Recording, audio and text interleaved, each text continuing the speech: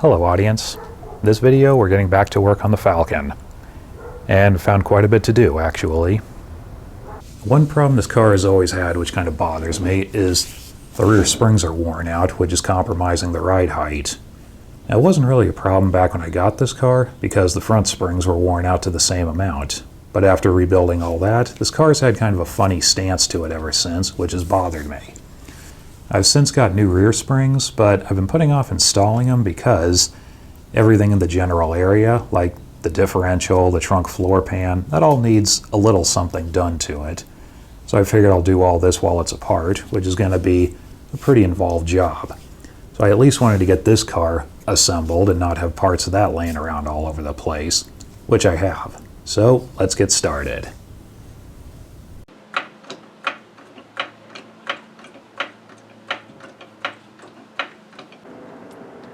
So looking under the car, I'll point out a few things.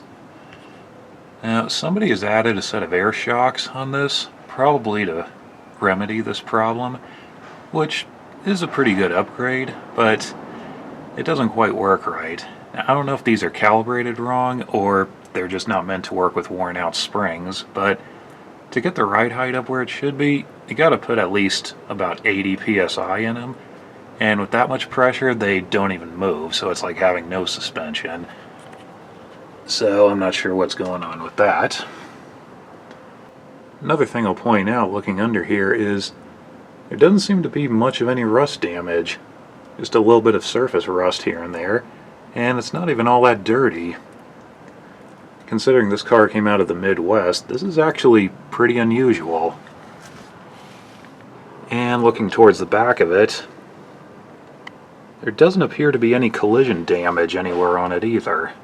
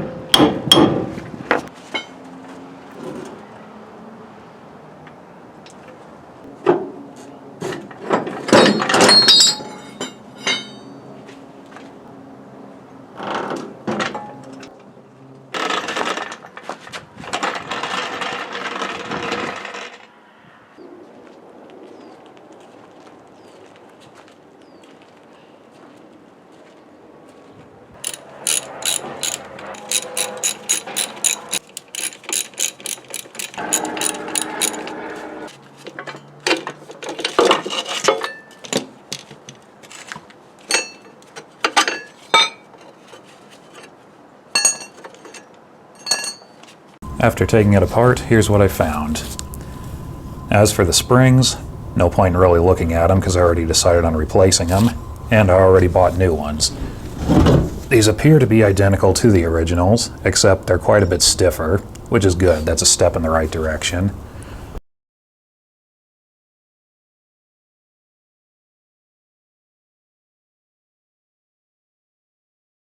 Now, while I'm on the subject, I'll point out a few things about this. As I'm sure most of us already know, the 64 to 66 Mustang was pretty much based on the same platform as this car, and because of that, a number of parts do directly interchange, and some parts with light modification will interchange, which can be a good thing because usually Mustang parts are easier to get. The rear springs, however, are not one of those parts. These are dimensionally completely different. I don't know about the later Falcons, but certainly the 60 and 61s, they have their own spring. And in addition to that, there's at least two different types that were used on these. The lighter duty, used for the two-door and four-door sedan, which is what this is, and a slightly heavier duty one for the station wagon and probably the Ranchero. Luckily, they're both available new, so it's not much of a problem. I figured I'd have to replace the bushings and hardware, most likely, but I didn't buy any of that because I wasn't sure what any of it looked like or what condition the old stuff was in. Now, the old bushings, surprisingly, are still in pretty good shape.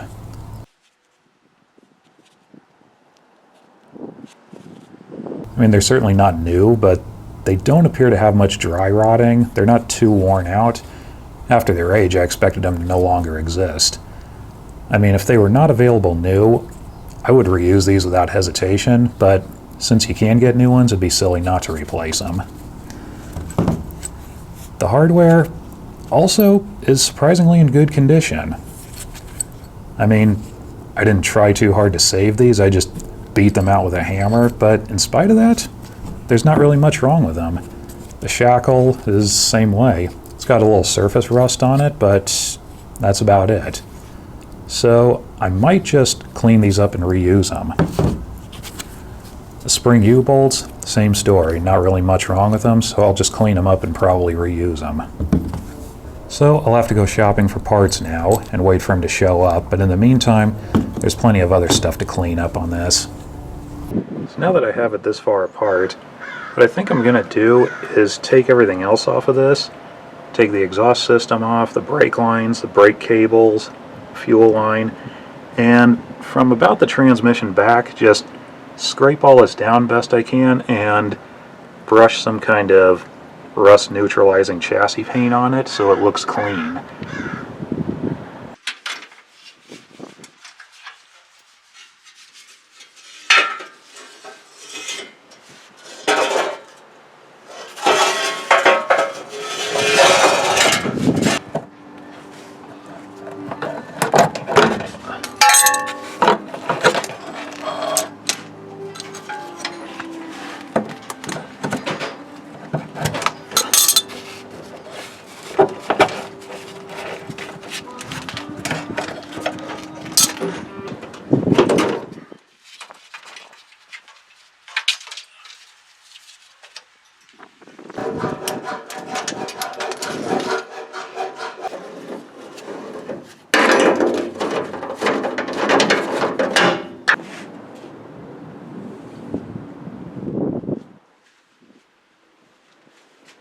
Most everything under here is in pretty good shape, but while I have it this far apart, there's a few little things I want to correct on it.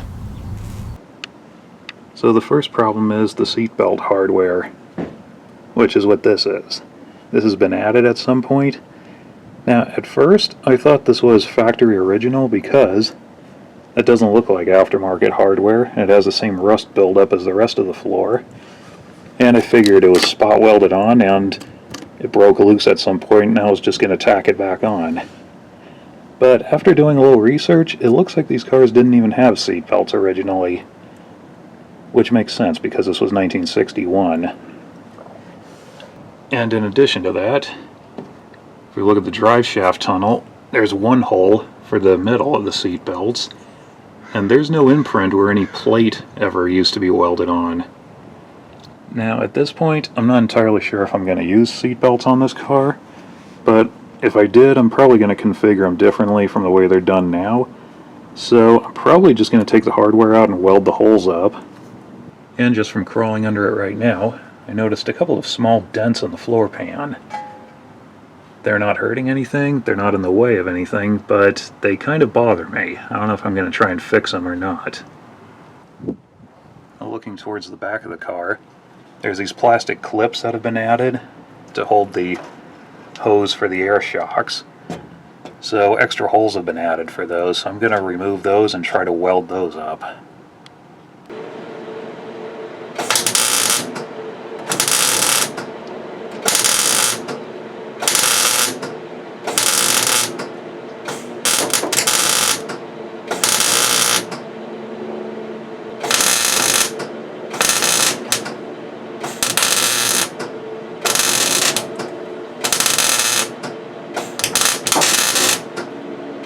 It's a few more days later. I decided to take everything out of the interior and start fixing the floor. Now I know what you're probably thinking. We took everything out of the interior just to fix a few holes in the floor that weren't really in the way of anything. Yeah, I don't know why, but a few days ago it sounded like a better idea. But anyway, this is what we found. So this is the way the seat belts were configured on this. We have these, one on each side, and then in the middle, there's this hole on the top of the drive shaft tunnel that held the seat belts. I'm not too crazy about this design. Typically when seat belts are installed, they put one on each side of the tunnel, like one here and one here. And if I'm going to run seat belts, that's most likely the way I'll do it. I don't really care for this design because it doesn't look as good and it's kind of more bulky. Although functionally it probably works just the same.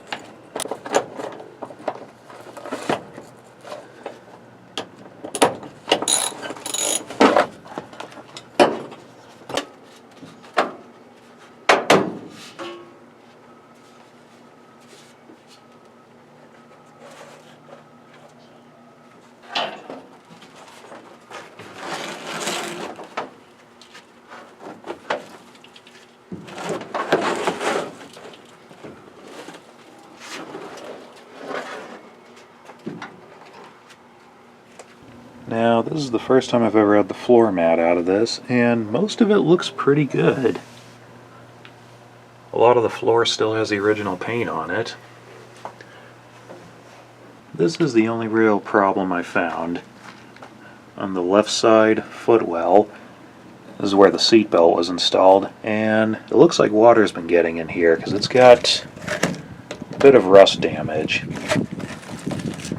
I don't know how bad this is. I'm going to have to clean this up really good and figure it out, but it's definitely going to need a little bit of patchwork right there. Still, not too bad.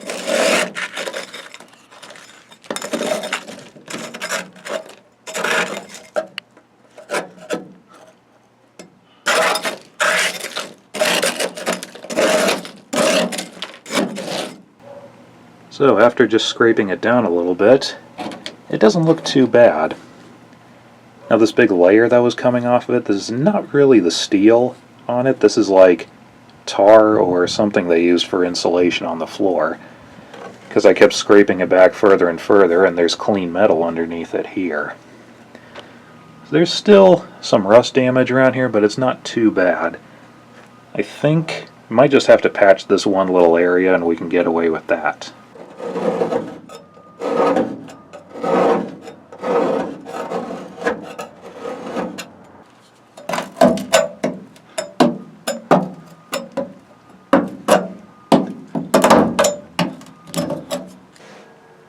After cleaning it up some more, it's actually rusted through a little more than I thought, and it's starting to rust through over on this side.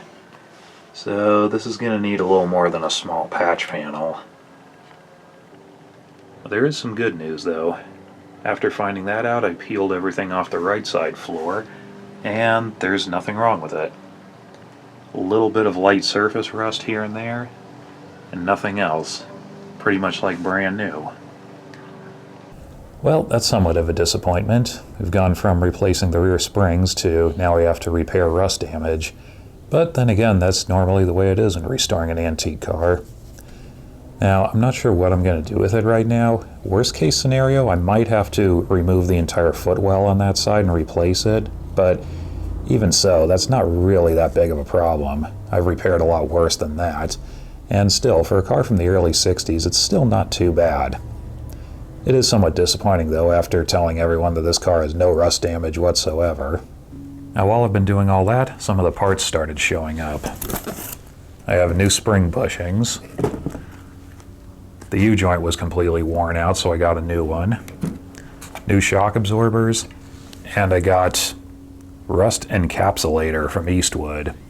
I've never used this stuff. I have no idea how it's going to turn out, hence why I only bought a quart of it, but I've generally had good results with stuff I've gotten from Eastwood, so we'll see what happens. I've also started cleaning up some of these parts. I soaked these in acid overnight, and that took the rust off of them. I was kind of worried though that after taking the rust off there'd be nothing left of the threads, but they're all still good, so I'm still planning on reusing the U-bolts and the shackles.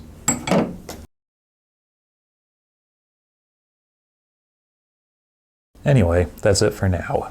And once I decide what I'm going to do with this stuff, I'll start putting it back together, and you'll probably see that in the next video. So, thank you for watching, and we'll see you next time.